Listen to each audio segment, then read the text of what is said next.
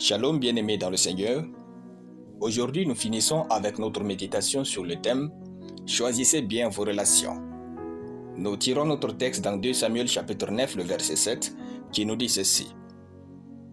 David lui dit « Ne crains point, car je veux te faire du bien à cause de Jonathan, ton père.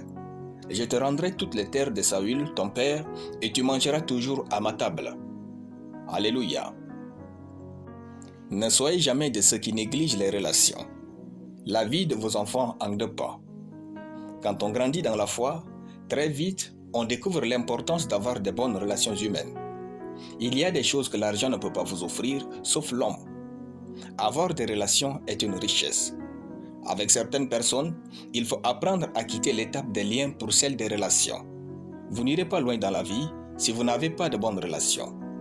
Les relations ont un grand pouvoir sur notre vie, soit de l'embellir, soit de la rendre difficile.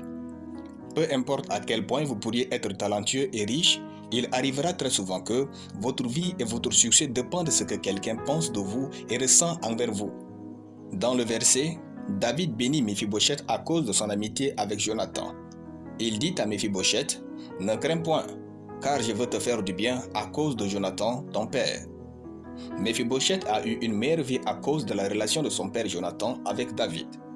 Comme quoi, les relations ont le pouvoir d'enrichir notre vie et celle de nos postérités après nous. La relation de David avec Jonathan était la clé de richesse et d'abondance des enfants de Jonathan dans le futur. Et Méphibosheth fut béni à cause d'une relation. Il faut savoir différencier nos relations, toutes les relations ne se valent pas. Il y a des relations à caractère limité. Il s'agit de personnes qui ne peuvent pas connaître notre intimité à cause de leur caractère et de la manière dont elles interagissent avec nous. Il y a les relations saisonnières. Il s'agit de personnes qui viennent dans nos vies ou chez lesquelles nous venons pour un temps. Enfin, les relations de destinée.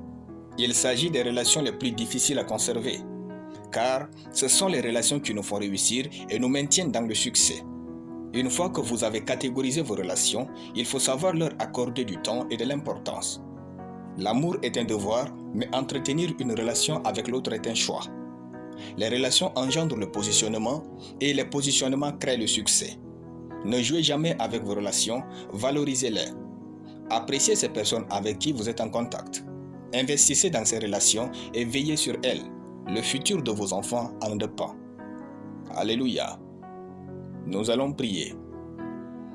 Merci Père Tout-Puissant pour ta parole dans mon esprit.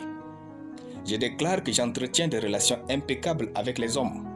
Mes relations sont une source de bénédiction pour mes enfants au nom de Jésus. Amen. La lecture biblique en une année, Zacharie chapitre 7 à Zacharie chapitre 8. Soyez bénis, c'était le pain du ciel.